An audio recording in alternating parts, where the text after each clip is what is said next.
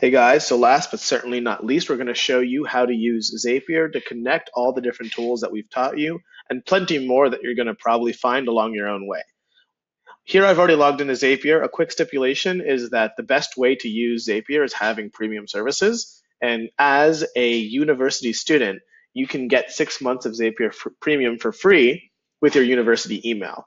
Now, after those 6 months, you can alias your university email to actually extend your free trial if you wanted to even further.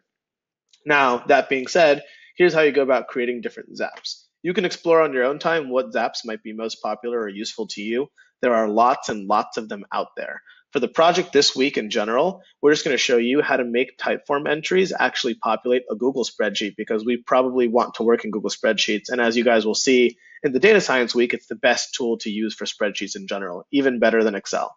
So I'm going to use this zap, and I want this to happen every time someone types a new entry into my type form. So every time someone submits the form for, let's say, Aglet Apparel, which is agletapparel.tilde.ws, every time someone fills out the type form for one of these shirts, I want it to populate a Google spreadsheet.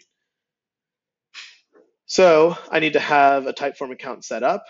If I test the ratify type form, I actually already unlinked it, so you'll see it's not working. So to reconnect an account, I'm going to hit connect, or in your case, you would probably hit connect an account. And I'm going to need the API key for my typeform account. So if I quickly go back to typeform, over here on the right side, I can go to my account. Under my account, I'm going to be able to access the API key right here. I'm going to copy and paste this entire key, put it into this Zapier page, go ahead and hit connect, and it looks like it has gone through. So now if I hit continue, it should hopefully refresh. And when I try and get the forms, I have access to all the forms in my typeform account. So I'm going to select the Aglet Apparel form because that's the one that I want to create it for. I'm going to hit continue. And it says, double check that I have one recent entry created and make sure it matches the trigger option I picked below. So I'm going to go to make sure that I have a blank Google spreadsheet over here. Let's call it my Aglet Apparel test. I have a blank spreadsheet created now. I'm going to go ahead and fetch and continue. It's just making sure right now that on the type form, there's already one on entry in there. So make sure you have a test entry in your type form before you try to connect. Now I'm going to go forward. I'm going to create a new spreadsheet row every time. So I've created a blank spreadsheet. Here it tells me that I need to have the different fields I want to create. So first name, last name, email are probably the ones that are easiest to get. First name, last name, email. I probably want to know their shirt order as well. And those are the big four that they asked. I'm going to actually populate these with little blank rows as well so that it gets picked up by typeform like it says up here.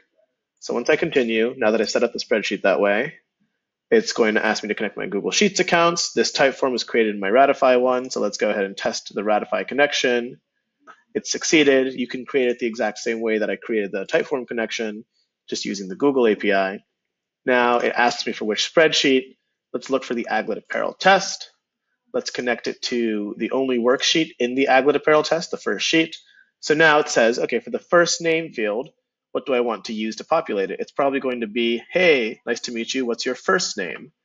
Hey, nice to meet you, what's your last name? Hey, what's your email, which is right here, email address. And shirt order is at the bottom, what shirt are you interested in? So now when I hit continue, this zap should be get created. Let's send this test to Google Sheets. And I'm going to finish up here.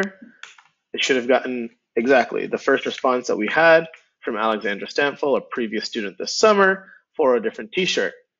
That's awesome. And now every time someone submits one of those forms, I am going to get the actual response recorded in a Google Sheet that's already set up somewhere I can use and interpret the data, saving me a lot of time of having to copy and paste from Typeform to Google. Explore Zapier, use it in so many more ways than just this, and talk with your group about it. Thanks, guys.